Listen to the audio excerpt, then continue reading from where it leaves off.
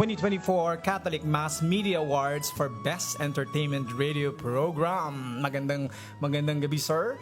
This is Manong Ray. Yes, magandang gabi, Kuya Ray. Magandang gabi. Ako po si Lester Mendiola mula sa JMM and we are broadcasting live from the Radyo Katipunan studio dito po sa Jesuit Communications, located in the Sonolux building at the Ateneo de Manila University campus. And yes, you can also watch us live on the Facebook pages ng Radyo Katipunan, Justcom and the Jesuit Music Ministry, and we're also streaming on the Radyo Katipunan YouTube channel and of course via audio at zeno.fm/RK879FM. yes, ayan. So if you're joining us via live stream, mag-comment po kayo dyan. And pwede namin kayong batiin later. Correct. Samahan niyo kami. And baka meron silang mga gustong insights. Correct. Na gustong i-share tungkol sa ating topic ngayong gabi. Yes. Bilang bahagi ng pagdiriwang ng National Laity Week, di ba? Yes. So pag-uusapan natin to ngayong gabi. Yes. Kumusta ka, Kuya? Mabuti, pero syempre, maraming nangyayari sa kapaligiran. Yes. At tayo ay talaga namang nakikisama. Nakirally ka ba, Kuya? Hindi ako nakadalo, pero ang ating suporta ay buong puso talaga. At I'm proud sa ating mga Gen Z ngayon, 'di ba? Sa mga kabataan. Sila talaga yung nangunguna ngayon. Oo, tsaka parang ang daming nag-join. Correct. Doon sa pagkilos nung Sunday para i-express natin yung ating pagtindig against corruption. Correct. And sana hindi nating tigilan na bantayan yung mga pangyayari, no? Tuloy-tuloy natin tong bantayan at patuloy na talagang suportahan yung mga kababayan natin na alam mo, Yes. aping-api na talaga. So kailangan natin kumilos, no? Correct. Oo. Every time na bibili ka ng kahit na makikita mo ron merong VAT. Lahat. That particular tax goes to the government. Yes. Diba? So, and income tax and all of those taxes, no? Mahalaga na yung binabayad natin ay mapunta sa tama. Sa tama, yeah. Yes. Okay. Pero dahil nung Sunday, Kuya Ray, no, ang daming mga nagtipon, no, bukod sa mga kaparian, mga kamadrehan, maraming laiko yung nagpunta sa pagkilos ng Sunday. Correct. And this coming September 27 yata, every year to at pinagdiriwang natin ang National Laity Week. And I think meron siyang kinalaman sa kapistahan ni San Lorenzo Ruiz bilang patron ng mga laiko. Kasi si San Lorenzo ay isang laiko. Laiko tayo, di ba? Yes. Okay.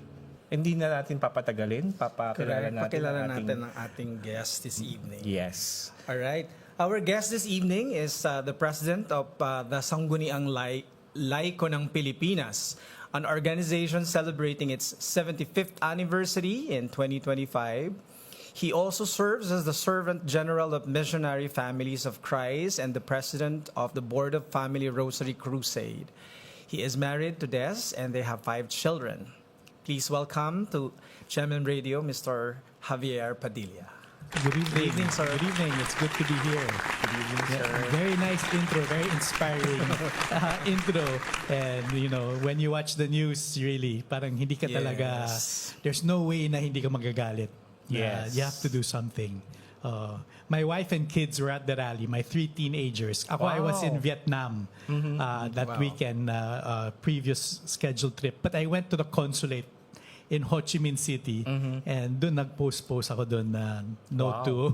I had to have my own part even in the different country. Yeah, so made the effort to go there. Yes. Yes. We need to make our voice heard. Correct. Diba? Most definitely. Yes. Okay, so si Sir Javier Padilla, we'll call him Sir Xavy. Javi. Javi. Ayan, nalilito ako. Sir Javi. X kasi, Oo. X. Oo, X kasi.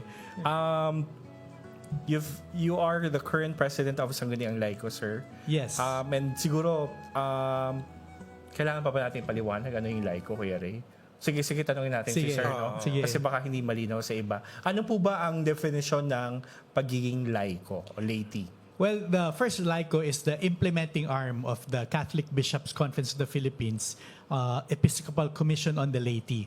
So maraming commissions yon: family and life, youth, health. The one on Laity, it's being run by Laiko. So Laiko is a group. It's made up of different diocesan councils of the laity. So yung target natin is to have all 80 plus dioceses have their own council of the laity. We're getting there. Over the past 2 years, we've been going around the whole country, and also made up of national lay organizations. So more than 50 national lay organizations. So it's the place where everyone gets to coordinate, be one, and work together for a common goal. So, sa amin po sa diocese namin na I know we have something that we call as clan or Yes. Council of the Laity of Novaliches. Yes. Yun, parang yung tawag sa amin. No? Hindi ko alam kung Hindi ko rin alam sa amin. Antipolo eh. Antipolo din ako. Yeah, there is also in Antipolo. Apo. Yeah. So, kumbaga, yung ministry na yon, or how do you call it, organization, or Yeah. parang kasama siya dun sa Yes. nagko-comprise ng Laiko. Yes. So the clan of Novaliches, the president and some members of the council itself attend our biennials, our conventions, activities. So actually, it's one of the very active diocesan councils that we have. So congratulations. Sino na po ba sa amin? Si Tita Lita pa rin ba? Hindi na yata. Hindi na. Oo. Ayun po. So, in our introduction, I know Kuya Ray mentioned that Sangguniang Laiko ng Pilipinas has been in existence for 75 years. Yes, this Wow. year is our 75th year. And the surprising thing is, when we talk about it 2 years ago, let's say 2 years ago, not many people knew about Laiko or know what Laiko is all about. Siguro kayo din, in one time or another, hindi nyo alam what it's all about. So the past 2 years, we've been going around the country, re-educating, re-energizing, re-informing people who Laiko is, what we do. So 75 years this year. It started out as Catholic Action of the Philippines for its first 10, 15 years. Became Council of the Laity of the Philippines, and then a few years ago, it was made into Tagalog. Kaya Sangguniang Laiko ng Pilipinas. Alright. It was founded po when? Itong, 75 years ago. okay, Yeah. 75 years, yes. I don't want to compute. 1950. 1950. Mental computer. 1950. Yeah. Okay. How long have you been involved in the Laiko group? Actually, in the board, this is my second term. So the first term was 4 years ago. It's a term of 2 years. And then I was the public relations. The first term I was there.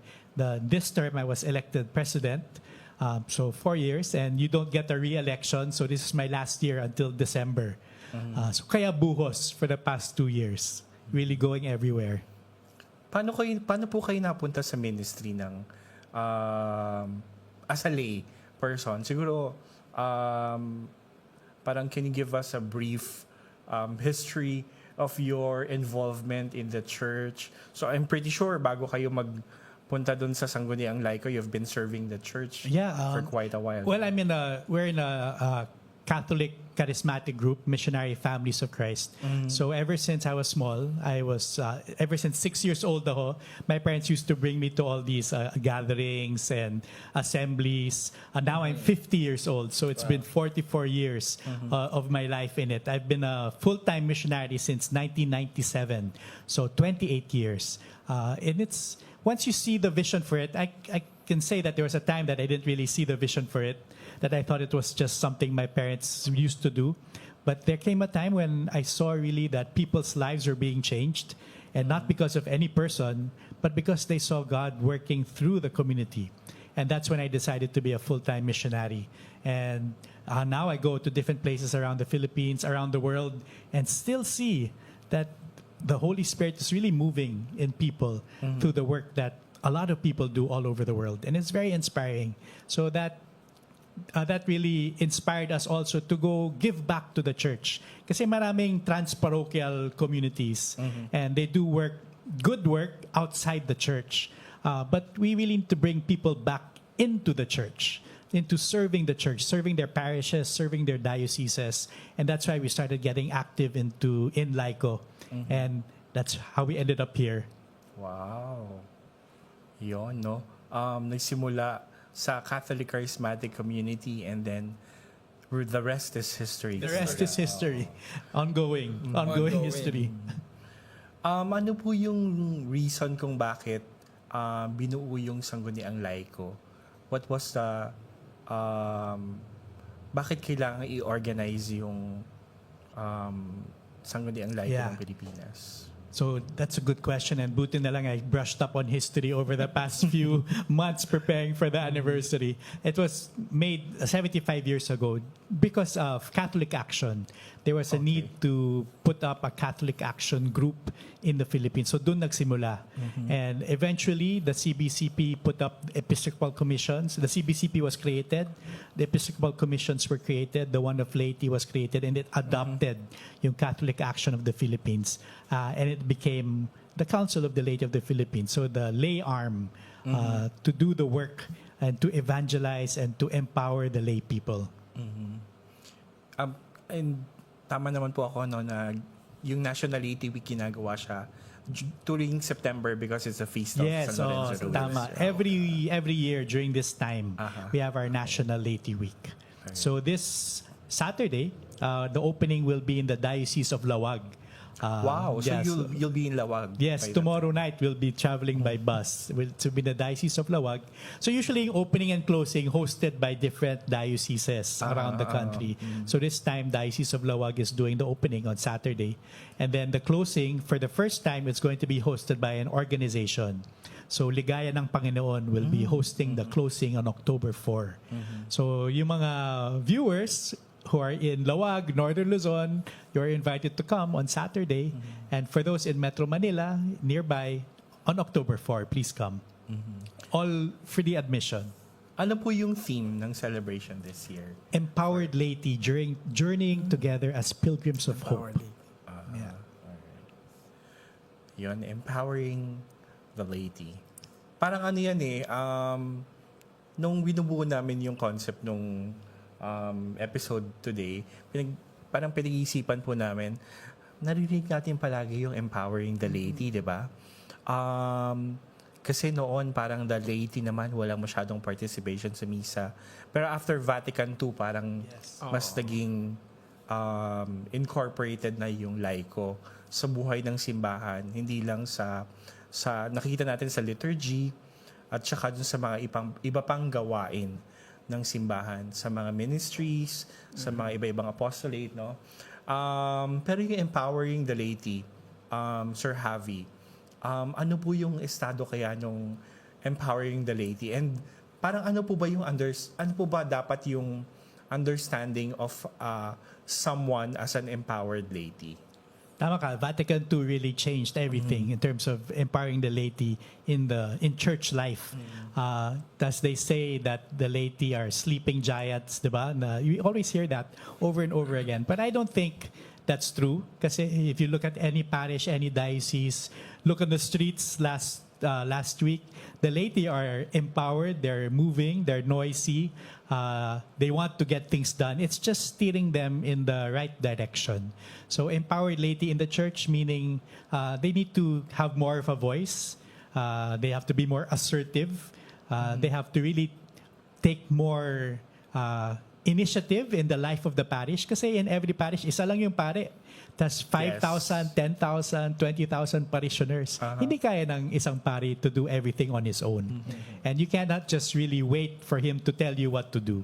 So empowered laity is really to take initiative and to help pastor the people of the parish, to help out our priests who are overworked. Yes, mahalaga yun dapat tumutulong sa misyon ng simbahan. Paano, ano po kaya yung meron po ba mga church documents that speak about the laity. Kasi di ba meron pa mga documents about the different vocations, no? Yung mga pagpapare, pagmamadre, and all that.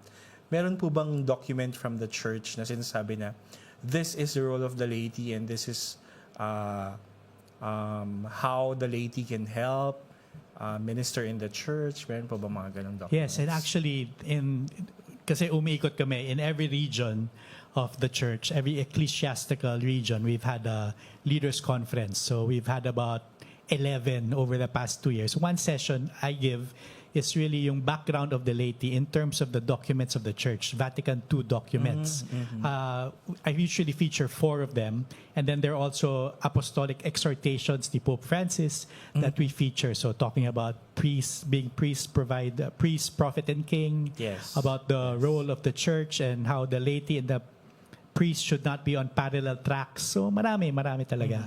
So if you're in Luwag and if you're in Taguig in October 4, you'll hear more about it. Ayan po. Open invitation for those Very who would open like invitation. Come to over. learn. What makes po the vocation of the laity? Akala kasi ng iba, ang vocation lang is no? Pagpapare, Oo. madre. Pero becoming a lay person is also a vocation, whether you're called for married life or single blessedness or consecrated life, no? Ano po yung meron po bang distinct characteristic yung pagiging isang laiko compared to that of being a clergy or a consecrated person? Yeah, it's also a vocation to get married or to be single blessedness. In fact, sa CBCP ngayon, different commissions were grouped together. So in the section of the laity, we have laity, family and life, youth, women, and sumali din yung vocations.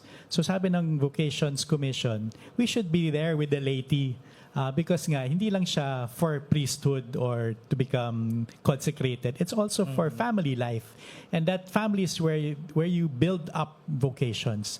And we always focus on priesthood, but we should also focus on marriage to build up good examples in marriage. Kasi we don't see that as much now. Daming nag-aaway, daming nagsisplit, daming and all these things. So we need to build up also good examples of solid marriages so that people can follow that as well.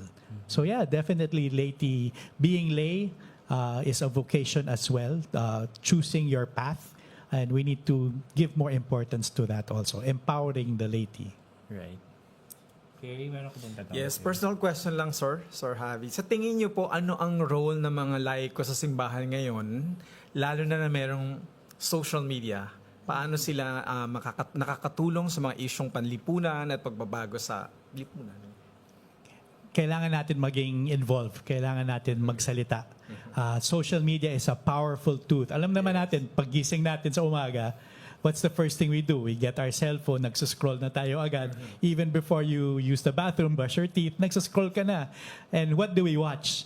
We watch people where they're eating, where they're traveling, what they're complaining about. Pero about our faith, our Catholic faith, anong nakikita natin? Usually wala. So we really need to get into it, explain our Catholic faith, explain why we have to act, why does our Catholic faith empower us to act in terms of speaking out against injustice. Kaya maganda yung nangyari sa rally sa People Power Monument. It was spearheaded by the Council of Church Leaders Council for National Transformation, which LICO is actually a part of. So we were helping organize and helping promote it as well. So parang you see that the church, hindi lang siya sleeping giant, hindi lang siya tahimik, but when it matters, the church mobilizes and shows force. Yes. Just like ng Sunday. And we will show more force. Yeah, grabe naman. Grabe yung news. Parang nakakainis when you watch the news. Parang meron pa ba? Apo, parang nagugulat pa rin ako every time may hearing no. Oh, daming helicopter, may Gulf Stream. Yes. Wow. Okay, siguro po ang dami pong programa para sa mga laiko sa parokya. No? Sa amin, may mga formation na Prex, ano pa ba? May formation po for family life. Ano po ba yung ini-endorse or meron po bang specific program na initiated by Sangguniang Laiko ng Pilipinas for parishes, or do you leave it to the laity concerned laity of the diocese to formulate their own programs for lay? Ano po yung Kasi each meron? diocese has their own parang flavor, you can say, or own reality. So what we've been doing for the past 2 years is, nung umikot kami, we presented a program to bring back lapsed Catholics, na it can help them bring back lapsed Catholics into the life of the church. So we give them the tools, we give them the training, we give them the program, Live Christ, Share Christ, that's what it's called. Tas bahala na kayo. If it fits your diocese, you can use it. If you want to tweak it, you can tweak it. So siguro that's what Laiko does. So we give you enough tools, we'll train you. If you need training, we'll train you, we'll find the resources to be able to train you so that you can really implement it. Kasi alam mo, ikaw yung may alam kung ano yung reality ng mga tao sa diocese mo. As a national organization, general, very wide yung view namin. Sa diocese, each organization has a more specific view. So parang tailored yeah, fit they po, would know no? best. So parang the tools will give it to you. It's up to you which you want to choose. If you want us to train you more, then we can do that. So a program for lapsed Catholics. Yes. Ano kaya yung lapse? Yung ano po ba yon? Yung after po ng binyag, yun na po yung huling punta sa... Or Christmas, nandun. Or Kasal, binyag, yes, patay, kapag libing. Good Friday, sisimba, Yeah. ganun. Ash Wednesday. Yun ang pinakamarami. Parang gisingin yung mga yon, no? Diba, And- simbang gabi, ang dami-daming tao palagi. Yes. But on a regular Sunday, hindi ganun kadami. So where did they go? So those are the people na nandun yung faith. We want to reignite that faith. Bring them back. I'm curious, ano yung program na yun? Ano po yun? May feeding about... Feeding program. It's Live Christ, Share Christ. So parang it's a creative way to bring back okay. lapsed Catholics. So my Alright. formation program, my different talks and forums, Chastity Forum, Live Pure Forum, and all okay. these things to be able to attract people to go back. Alright. So yung Live Christ, Share Christ po, parang may event po ako nakikita. Is that connected to Meron silang yearly event, the New Evangelization Conference. So it gathers all the volunteers together. Okay. And inspires them because the work is difficult. So kailangan may empowerment din na nangyayari every now and then. Yon. Yung mga activities that people can... Ikaw, Kuya Ray, anong formation program for the laity ang naatinan mo? Sa parokya? Nako. Parang wala. Real talk ba? Sige. Real talk. Sa parokya. Hindi kasi di ba maraming programs? Parang Yes. Kaya lang ako paminsan talaga nag-stick nire-require lang ka sa pa choir. Oo. Yun lang. Sa choir. May formation sa choir, di ba? Yes. Ang choir members are laity. Yes. Di ba? Yes, oo. Youth. Youth. Sa amin, meron kaming Prex. The Prex. Ano pa ba? Meron isang kaming Life in the Spirit Yes, like the Seminar. Spirit. And then yung Cursilio. May Cursilio. dyan. Member ng Laiko yung Like Cursilio. Cursilio. But that proves the point, 'di ba? Na yung regular parishioner na hindi choir member, hindi member ng youth group, what is their formation? Aside Yes, from just yes. going to mass and listening to the homily. So what else is there for them? Kung wala kang kilala doon, kung shy ka, what is there for you? That's who we need to reach. May mga may mga efforts naman ng simbahan. Halimbawa, merong Advent Recollection, di ba? It's an Retreats. open invitation for everybody. Yes. Pero more often than not, ang nag-a-attend lang din noon, tayo mga nagsaserve na, di ba? Kasi ni-require ni Father. Or kung mag-isa ka lang, hindi ka pupunta, wala akong kilala Wala doon. akong kilala. So we Yes, need to tama. find a way, interesting, exciting way na, To bring I'll be them. so I'm so Yes. interested, I'll show up So even ano if wala pong- akong kilala. May proseso ba nun how to invite young youth? It goes back to your question kanina, social media is the best way. Ngayon, no? Ngayon, parang show them something exciting. Siguro may food doon na masarap. So yung youth pupunta doon whether they know someone or not. And that's a doorway. Yes, para ano sila, maging kabahagi sila. Not really to serve, pero siguro magandang, ano yun, parang byproduct na they start serving, no, because parang nakapasok sila sa simbahan. Pero parang maganda rin na patuloy yung paghuhubog. Oo. Diba? So once they get there, okay na yun. I mean, if you prepared well enough, tuloy-tuloy na yun. Ayun. So, spiritual formation. How about po, meron pa po bang ibang aspect that's being targeted in the formation program ng laiko? Meron po bang, when I say ibang aspect, maybe meron bang formation on environment, on social issues, mga ganun po ba? Meron po ba? Yes. There are 5 E's, and I hope I remember all the 5. Environment, empowerment of women and children, economic sustainability, and others. So these are the 5 different things that delve into social issues. So what we try to do is we gather yung mga activities of the different dioceses, different organizations. Let's say environment, all the environment projects. We find out all the information, and then we coordinate, and we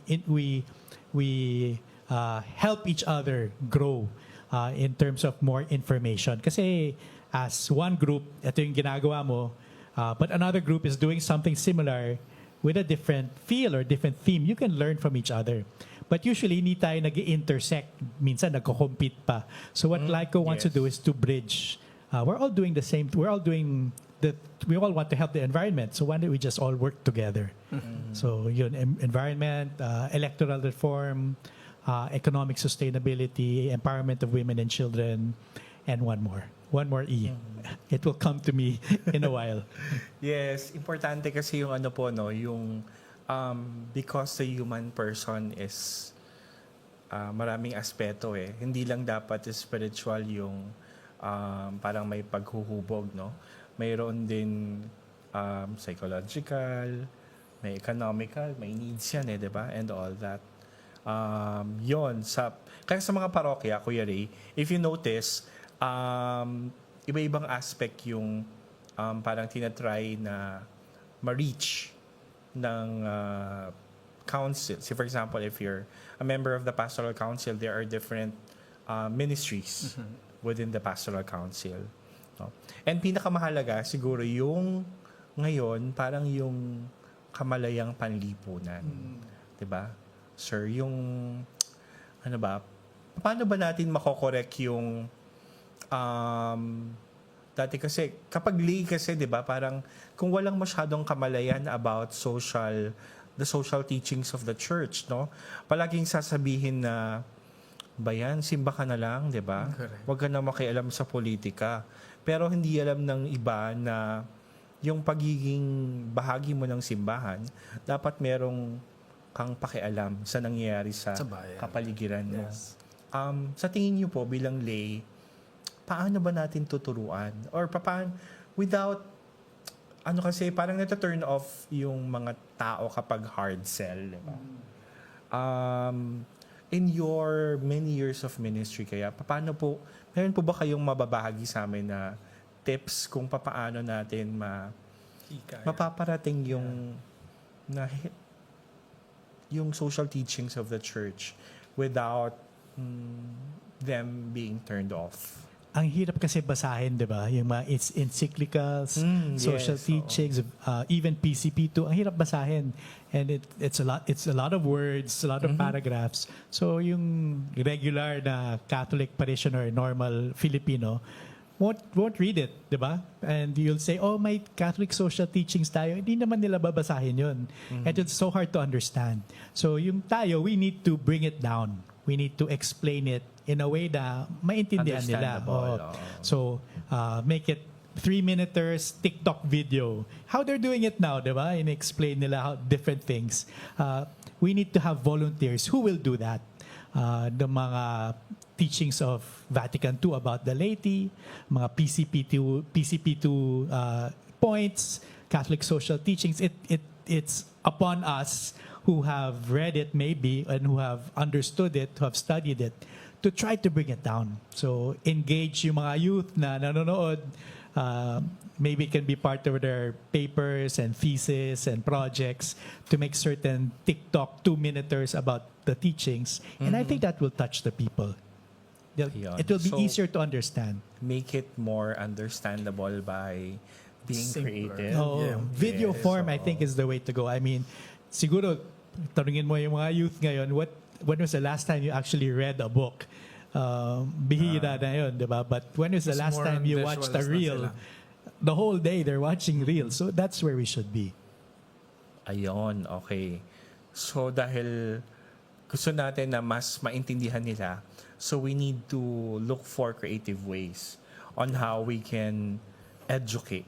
Educate ba yung tama? Or, Yeah, I think educate. Yeah. yes.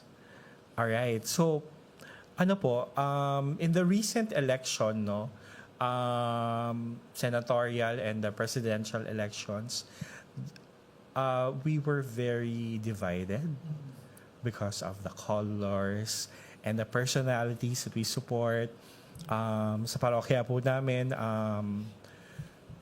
parang we openly supported a candidate that is not popular with the general population of the community. But we parang feeling namin, dahil feeling namin tama kami, yung sinusuportahan namin, hinard sell namin sa kanila. So parang the community during that time was very divided. And I think up until now, meron pa rin pong division sa mga communities, no? Papaano kaya natin mag-bridge yung division na yon? And in communities, no, hindi lang po yun yung pwedeng maging paraan ng pagkakahati-hati.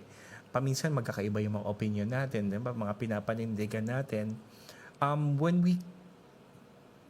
we experience something like that, ano po kaya yung effective way so we can meet together and not, hindi ko alam kung kailangan ba mag-argue tayo or do we agree to disagree? I don't know. Yeah.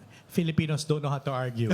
That's one, di ba? Nagsisigawan na tuloy. It's not like a civil exchange of ideas. Pero, tama, every elections, everyone's fighting, di ba? Every 3 years, yung Facebook, puro away yan. Yes. Because siguro our teachings about elections, parang it's too late. It's always the year of the election. That's not enough time to That's really true. change minds and change hearts. Yes. It should be a continuing thing year after year. Tanungin natin, why are we all still into the politics of, personalities? 'Di ba? Sikat siya, so iboboto ko siya. Pero you don't really know what they stand for. Or tumulong sa'yo once, forever indebted ka na. So we need to find out why these things are happening so that we can address it. Poverty, most probably. So they go to people who will help them rather than help the whole society. So I think it's a long process. It's a very long process. But the thing is, ginagawa lang natin every election year, every 3 years. Yeah. So in between, walang nangyayari. Yes, parang a year before or sometimes nga 3 months before election, tsaka lang nagkakaroon ng di ba? Voters education, 3 months to go. Wala na Yes. yun. Wala na And yun. sometimes yung voters education, nagiging active na lang dahil kailangan mag-form ng PPCRV. Oo. Diba, sir? Parang ganon. So, may mga parokya po, meron silang public affairs ministry, something like that. And they are tasked to somehow talk about these things even prior to Yeah. the election period. I think education has to be ongoing.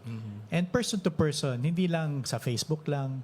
But yung mga tao who work for you, it should be ongoing.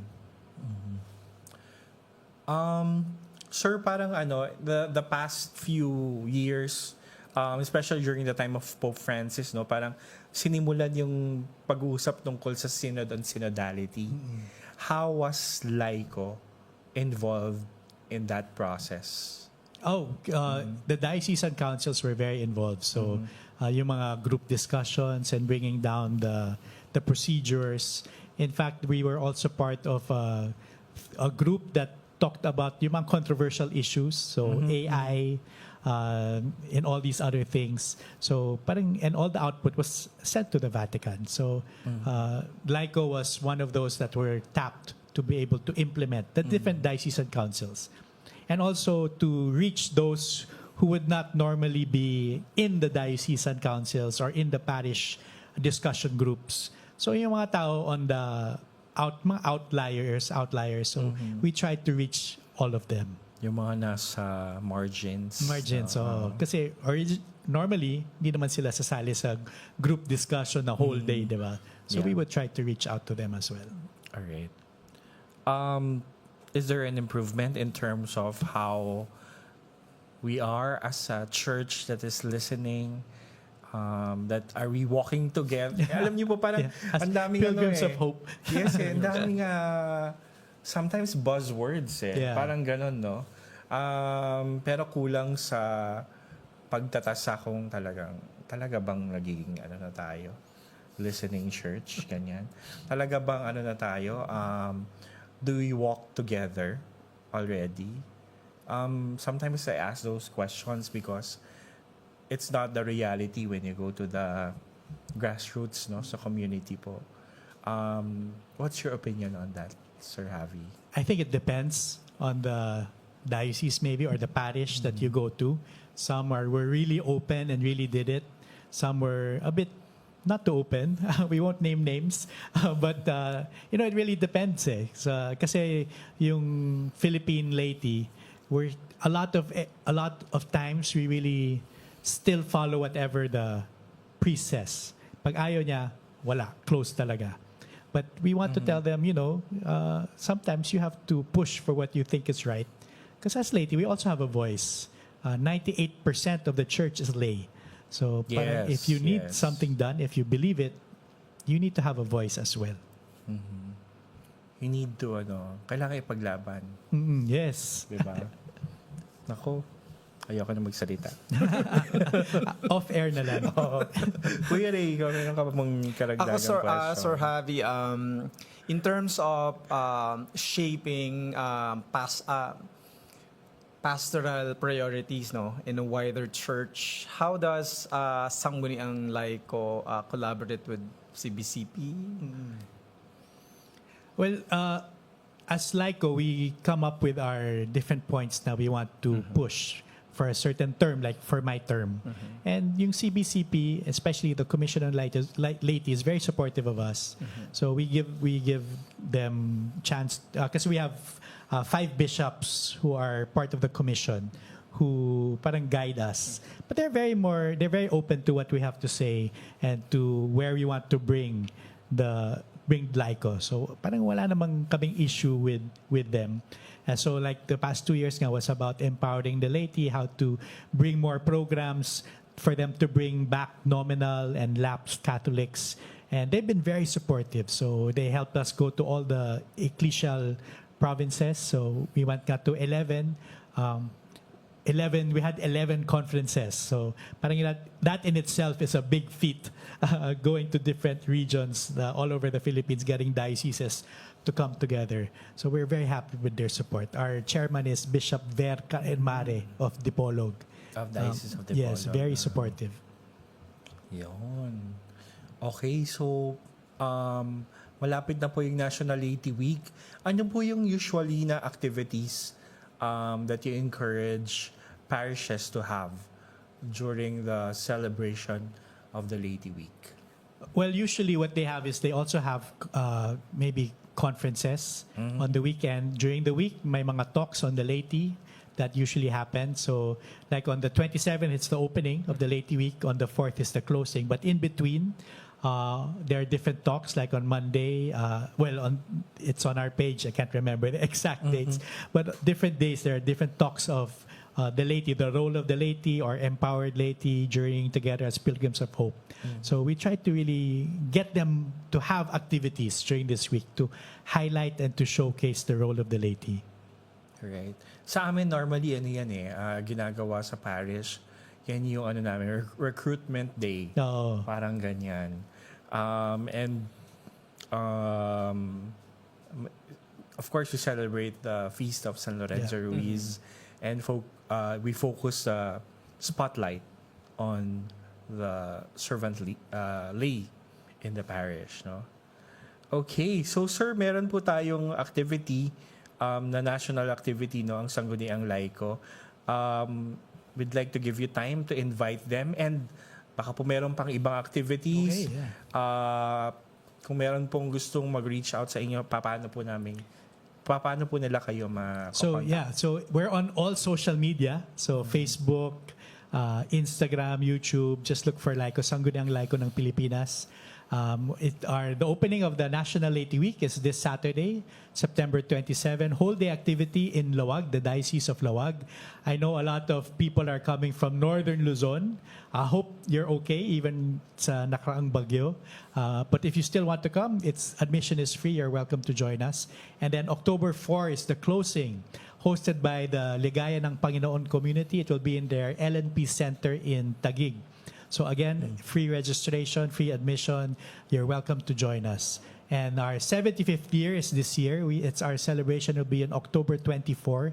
It's also the time of our biennial, where all our diocesan councils and national organizations come together. It will be held at UST. And that's where we will elect the next board for the next 3 years. All right, yun po. Si Sir Xavy, you can reach out to the Sangguniang Laiko ng Pilipinas. Yes. That's the name of the page, Yes, right, sir? that's the name of the page. For your questions, you can get your updates from their social media accounts as well. All right. Maraming salamat po, Sir Xavy. Thank you. For being with us Yes. tonight. And sa mga laiko po natin sa parokya, nawa po ay manghikayat pa tayo ng mas maraming laiko na maglingkod, no? Huwag natin silang issue away. Issue away. Oh. 'Di ba? Para mas dumami yung mga nagdilingkod at mas maraming lumapit sa simbahan.